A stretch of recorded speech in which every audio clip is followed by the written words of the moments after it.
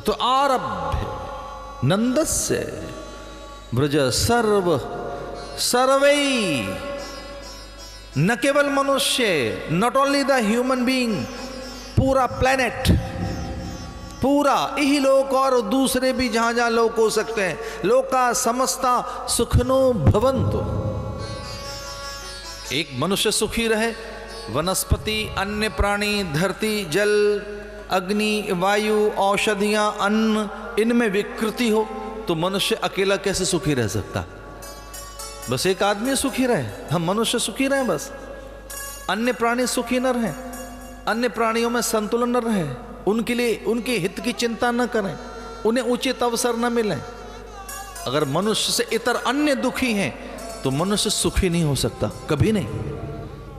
लोका समस्ता सुखिनो भवन्तु, लोका समस्ता, ऑल प्लैनेट, ऑल जितने अन्य ग्रह हैं, अन्य जितने भी जहां जीव हैं, अन्य जहां से ऊर्जा, ओज आ रहा है, प्राण आ रहे हैं, जीवन आ रहा है। और सच तो यह कि धरती पर कुछ ही है जो हमें प्राप्त है, बाकी तो अनंत आकाश से प्राप्त हो रहा है। धरती से तो कुछ ही मिलता है, धरती कुछ दे पाती है। धरती जितना दे रही है वो जड़ है, जड़ता प्रदान करती है धरा, सूक्ष्म वस्तुएं, सूक्ष्म प्राण और जीवन स्फूर्ति, जीवन के लिए वो रस, प्रतिरोधात्मक शक्ति और चेतना के लिए जो आहार है, मूल हमारा जो आहार है वो तो अन्य कहीं से आता है, धरा से वो प्राप्त नहीं होता। इसे ध्यान रखना, धरती को सीमित साई प्रदान करती है। जो अन्य हमारी मांग है, अन्य जीवन, अन्य वस्तुएं और अन्य पदार्थ, अन्य तत्व जिनसे जीवन की समग्रता सिद्ध होगी, वो तो अंतरिक्ष से प्राप्त होता है।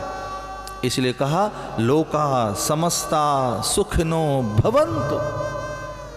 अकेला एक आदमी सुखी रहे वो सुखी नहीं रह सकता, सब हों, सर्व समृद्धिवान, सबको समृद्धि मिली, सबको, तो सबकी मति तो थिर न हो और आपकी मति थिर हो तो अन्य की जो अनिश्चय की स्थिति, अनिर्णय की स्थिति है, उद्धत अवस्था है, अन्य में जो पर में, अन्य लोगों में जो एक व्याकुलता और अज्ञानता है, उसके कारण आप भी सुखी नहीं रह सकते।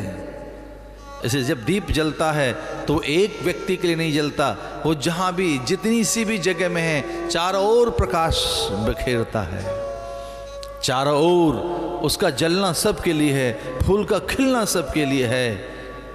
एक बार इत्र की डिबिया खोल कर तो देखो, इत्र में जरा सी हवा लगी तो चारों ओर खुशबू बिखर जाएगी, चारों ओर, एक व्यक्ति के लिए नहीं।